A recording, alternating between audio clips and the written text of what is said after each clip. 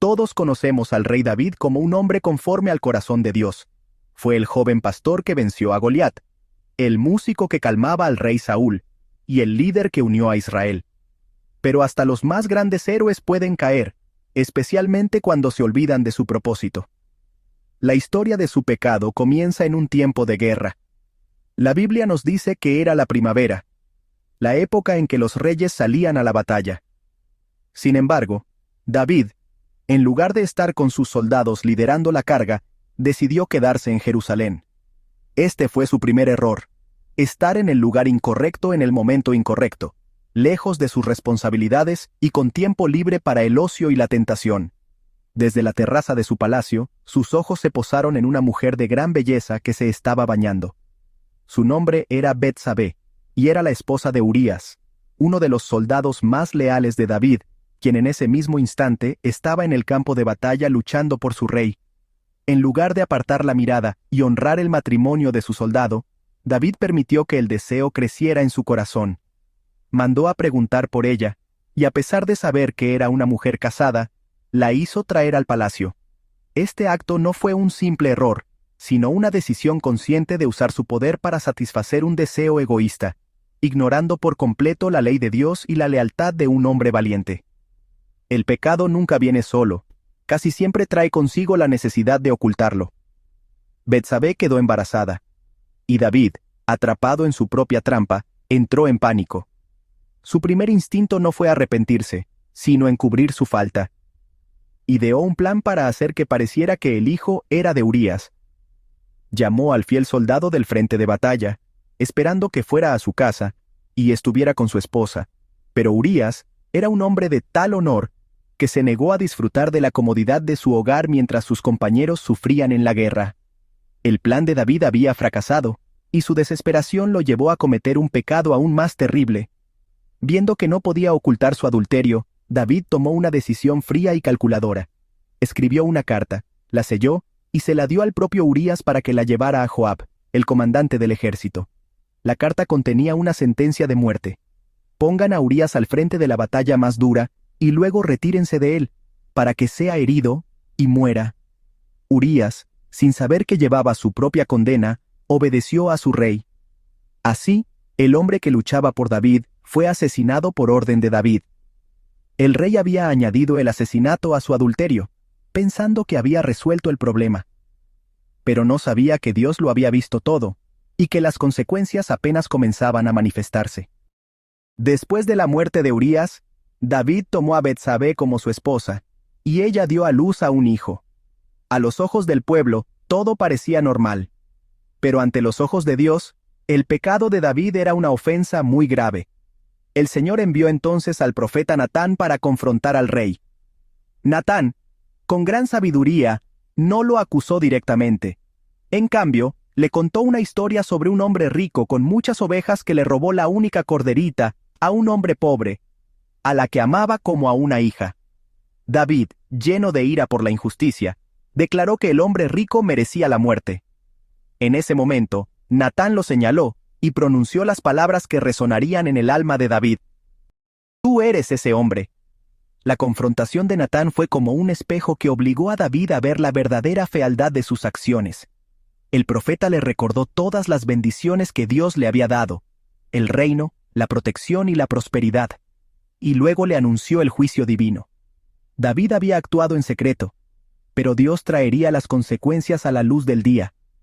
Natán le dijo: no se apartará jamás de tu casa la espada. Esta no era una simple amenaza, era una profecía de que la violencia y el conflicto que David había sembrado con la muerte de Urías ahora crecerían dentro de su propia familia, causando un dolor constante y profundo que lo perseguiría por el resto de su vida. La primera consecuencia directa y dolorosa fue la muerte del hijo nacido de su adulterio. Aunque David se arrepintió sinceramente, las consecuencias de sus actos no podían ser borradas. Natán le dijo que, aunque Dios había perdonado su pecado y no moriría, el niño sí moriría. El pequeño enfermó gravemente, y David, con el corazón destrozado, entró en un periodo de profundo duelo y súplica. Ayunó, oró y durmió en el suelo, rogándole a Dios que perdonara la vida de su hijo. Su angustia era inmensa, pues entendía que el sufrimiento de su hijo inocente era el resultado directo de su propia falta. Durante 7 días, David rogó a Dios, pero la voluntad del Señor se cumplió. Al 7º día, el niño murió. Cuando sus siervos le informaron de la noticia, la reacción de David los sorprendió. Se levantó del suelo, se lavó, se vistió y fue a la casa de Dios para adorar. Les explicó que, mientras el niño vivía, había esperanza de que Dios tuviera misericordia, pero una vez muerto, ya no había nada que hacer. Esta fue la primera herida de la espada en su casa, un recordatorio constante y doloroso de que el pecado, aunque sea perdonado, deja cicatrices profundas y consecuencias que no siempre pueden evitarse, afectando no solo al pecador, sino también a los inocentes a su alrededor. La profecía de Natán sobre la espada en la casa de David no tardó en cumplirse de formas aún más terribles. El desorden que David había introducido en su familia con su propio pecado comenzó a manifestarse en sus hijos. La violencia y la inmoralidad se instalaron en el corazón de su hogar. Uno de sus hijos, Amnón, se obsesionó con su media hermana, Tamar, y la violó. Este acto despreciable rompió la paz de la familia y sembró semillas de odio y venganza. David se enojó mucho cuando se enteró, pero su autoridad moral estaba debilitada por su propio pasado. No hizo nada para castigar a Amnón, quizás porque su propia culpa lo paralizaba. Absalón, hermano de Tamar, vio la inacción de su padre y decidió tomar la justicia por su propia mano. Durante 2 años, ocultó un profundo rencor en su corazón, esperando el momento perfecto para vengarse. Finalmente, organizó un banquete e invitó a todos sus hermanos, incluido Amnón. Cuando Amnón estaba borracho y desprevenido, Absalón dio la orden a sus siervos, y lo asesinaron a sangre fría. La noticia llegó a David como un golpe devastador. La violencia que él mismo había usado contra Urías ahora se repetía entre sus propios hijos. El rey lloró amargamente, no solo por la muerte de un hijo, sino por la fractura irreparable de su familia.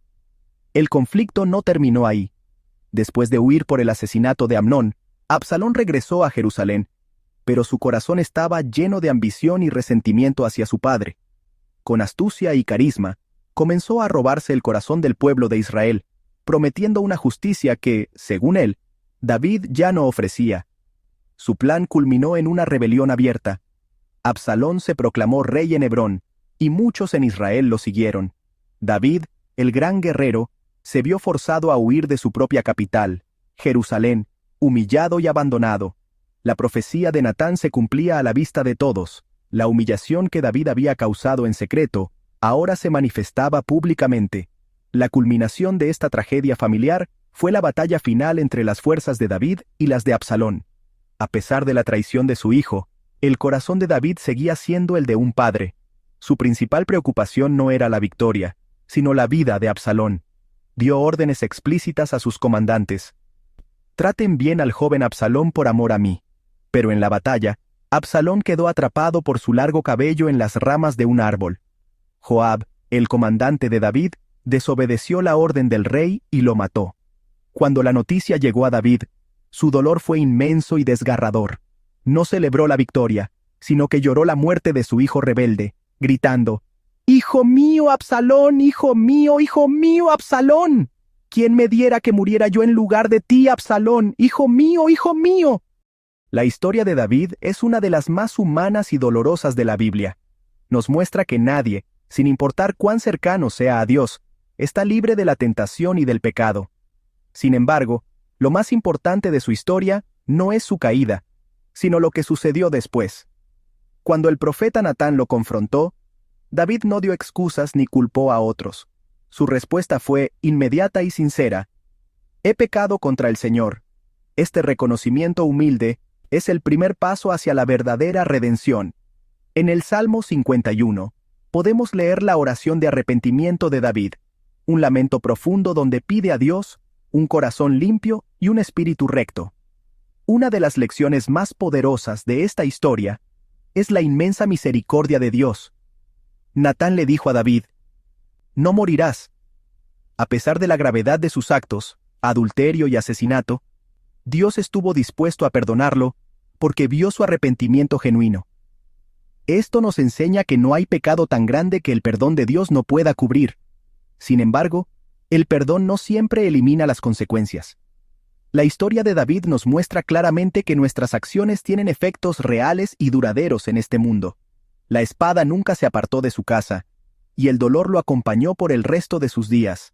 Esta narrativa nos advierte sobre la seriedad del pecado. A veces, podemos pensar que las reglas de Dios son restrictivas, o que podemos tomar pequeños desvíos sin que pase nada. La vida de David demuestra lo contrario.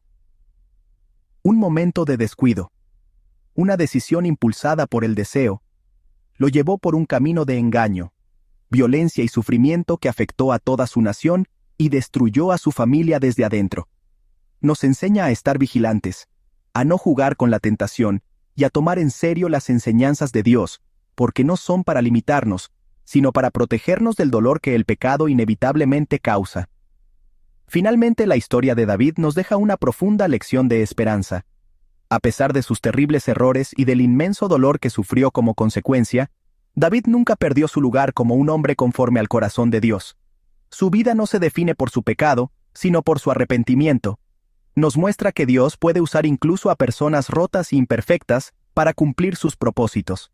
Su historia nos invita a acercarnos a Dios con un corazón sincero, confiando en su perdón infinito, pero también a vivir con sabiduría y obediencia para evitar las dolorosas consecuencias que, como vemos en la vida de David, pueden marcar una vida entera.